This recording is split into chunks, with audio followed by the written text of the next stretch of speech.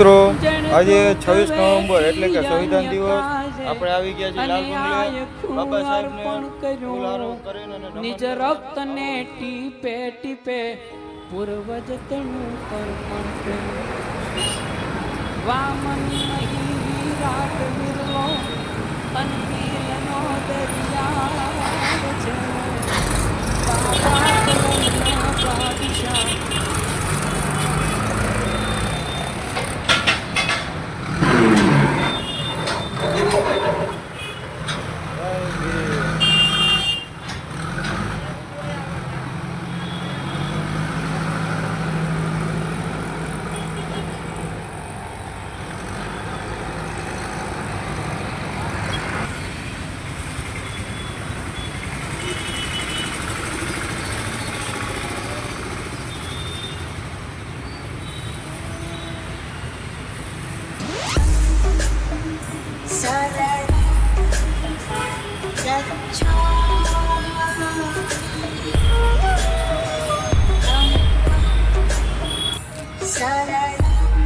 જય ભીમ. આજકાલની છોકરીઓ એમ કહેતી હોય છે ને કે બાબા સાહેબે આંબેડકરે અમારા પ્રત્યે શું કર્યું, અમારા માટે શું કર્યું. તો આજે બે કડીમાં હું એ બધી છોકરીઓને કહેવા માગું છું કે બાબા સાહેબ આંબેડકરે તમારા પ્રત્યે શું કર્યું. અનાથ અબળાને નહોતો રે આધાર, અનાથ અબળાને નહોતો રે આધાર, બંધારણ ઘડી બાબે કરી હકદાર, કરી હકદાર, બંધારણ ઘડી બાબે કરી હકદાર, કરી હકદાર.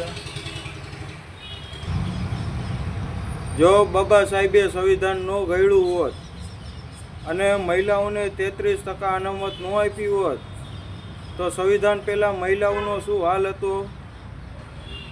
મહિલાઓને દૂધ પીતી કરી દેવાની, જન્મે એટલે દૂધ પીતી કરી દેવાની, શિક્ષણનો અધિકાર નહીં, ભણવાનો અધિકાર નહીં, નોકરીએ જવાનો અધિકાર નહીં, પોતાની પસંદગી હારે લગ્ન કરવાનો અધિકાર નહીં, અને સૌથી મોટો સ્ત્રીઓને સ્તન ટેક્સ દેવો પડતો. જે સમયમાં બાબા સાહેબ વખતમાં સ્ત્રીઓને સ્તન ટેક્સ દેવો પડતો તે બાબા સાહેબે આંબેડકરે સંવિધાન ઘડ્યું.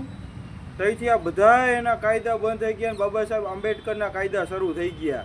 એટલે જે સ્ત્રીઓ એમ કહેતી હોય છે કે બાબા સાહેબે શું કર્યું, તો અત્યારે તમે જે નોકરી કરી શકો છો, તમારો અવાજ ઉપાડી શકો છો અને તમને ન્યાય મળે એનું એકમાત્ર કારણ છે બાબા સાહેબ આંબેડકર. તમે નોકરી કરી શકો છો, તમારો પોતાનો જીવનસાથી પસંદ કરી શકો છો, તમને મજા ન આવે તો તલાખે દઈ શકો છો અને તમારો હક અધિકાર માંગી શકો છો. એ બાબા સાહેબ આંબેડકરના પ્રતાપે.